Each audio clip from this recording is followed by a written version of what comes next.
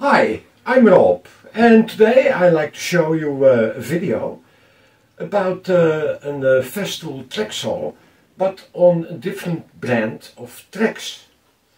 And that is in some cases possible, and yeah, you can make some alterations to it, so to make it fit.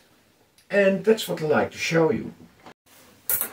Well, here you see two track saw rails for a track saw, and the front one is a BOSCH and the rear one is a FESTOOL, both 140 centimeter.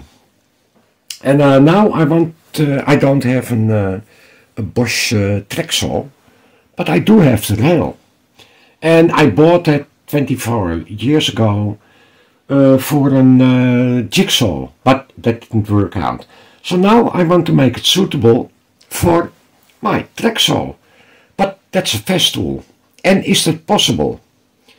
And in this case, yes, that's possible. And I'm gonna show you. And yeah, it's a waste to have that in the corner, just standing in your workshop, doing nothing. Yeah, I used it for a few things.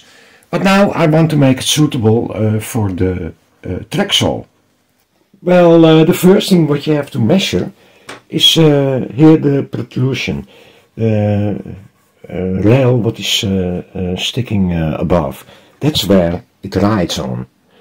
You know, your track saw. This is the main thing. And this is then a BOSCH.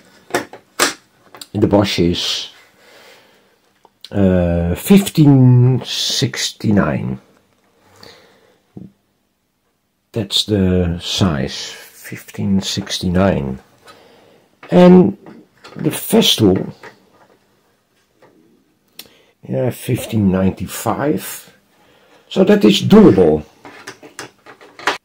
You see, even in here it says 1593. You see?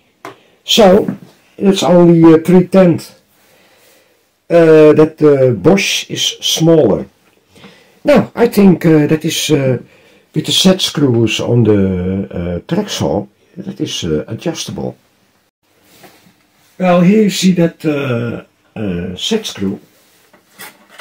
That is the adjuster here on the FESTOOL, and this is that little set screw. So by turning it in or out, you can make it smaller or wider, the gap. Now to make the saw fitting. The only thing what I had to do is to tie it up a little bit more, to take maybe 3/10 out of it. And on the other side, there, under the machine, here, same thing. This one. And then, look, that fits. So that's good. Now you see, it moves smoothly. So that's okay. Well, after making the protrusion in here fit, we have another problem. I already cut it off, the rail, because otherwise I didn't know if it should work and can you make a video about it. You can't make a video about a failure. But in this case I had, the rail was 2 mil too broad. So you came with your saw blade, you hit the rail. Now, that is not really a problem, because it's a track saw. So if I plunge in here with track saw like this, you see, and I plunge in, I get it straight, I get it fit to my blade, and then I do it over the whole length. I just cut off 2 mil from this thing. And well, I did that. It is a Proline 48 teeth, tungsten carbide teeth, so aluminum is not really a problem. I also took a bit off with the router, so I have now a play between the blade of 2/10 of a millimeter. But I still have to introduce the silicone splinter strip here. and that one is still not on. This is pure the rail, aluminum. Well, as you can see, this is now almost in here zero clearance. Here is one tooth of the blade. You see? So there is hardly any play. Well, if you think after cutting it, it's too rough, although it doesn't matter much because you still get in here your silicone strip. Well, in this case I use an end mill, and it's CNC, and it is a tungsten carbide bit, and it's spiral, single flute, 6 mil, 50 mil long. And because it's a spiral, it takes a very progressive cut. So you can do very nice work with that. You get a very good surface. Well, at this moment I use the plunge base from it's a Makita, the RT 0702C. That's the new machine. And I do it with plunge router. And this is then the contra parallel guide. Now you see it's easy. You just take the rods and you drill 2 holes, 8 mil in the right distance. So now it can follow like this. So now I use then this side of the guide. You see? So now it just leans against the guide. So you never can go too far inside the rail. You always stay in the same size. So that's very safe. It's very safe, almost a foolproof cut. Well, the only thing where you have to pay with the contra parallel guide, where you really have to take care that these nuts, if you don't use thread in the MDF and you just drill a hole, you need 2 nuts. That the nut stays always clear from the height of the ledge. So that has to be high enough.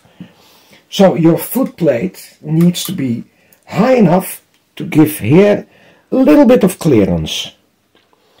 That's the first thing.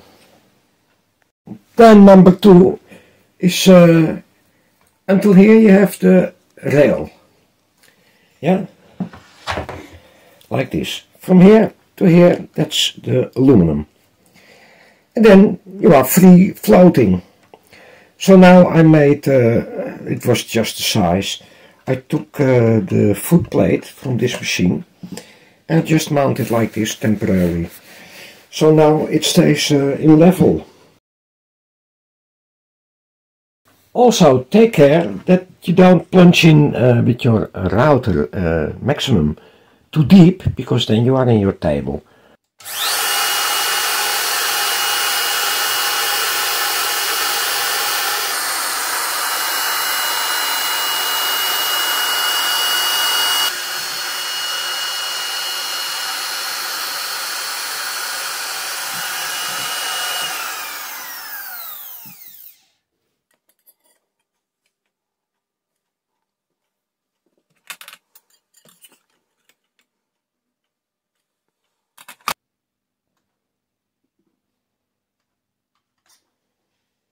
Well, that's not bad.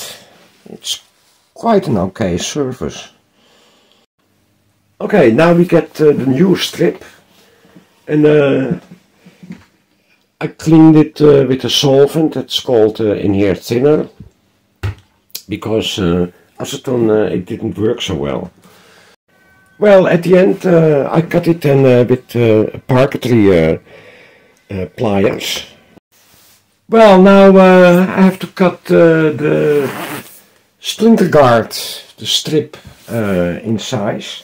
The aluminum of the rail comes 2/10 away from the saw blade. Normally it's 3 mil or so.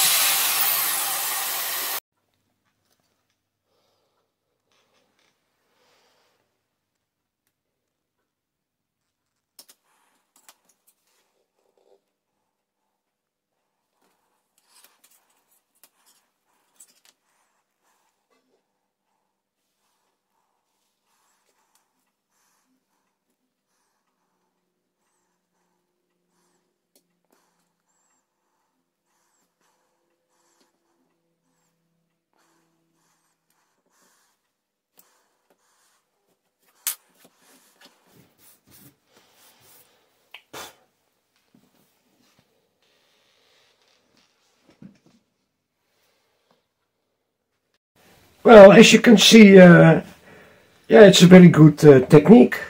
And yeah, this is left, you see.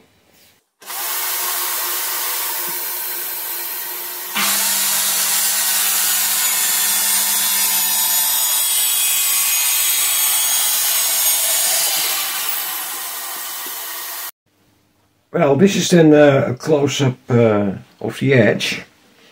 And here, well, you see, no splinters. You see, no tear out. This one also not. And the cutoff. That was previous. And this is the new cut. Well, I hope it was an interesting video. And maybe I showed you a few possibilities what you can use yeah, for your own saw or an own project, whatever. Anyway, I'd like to thank you for watching, and maybe till the next time. Bye bye!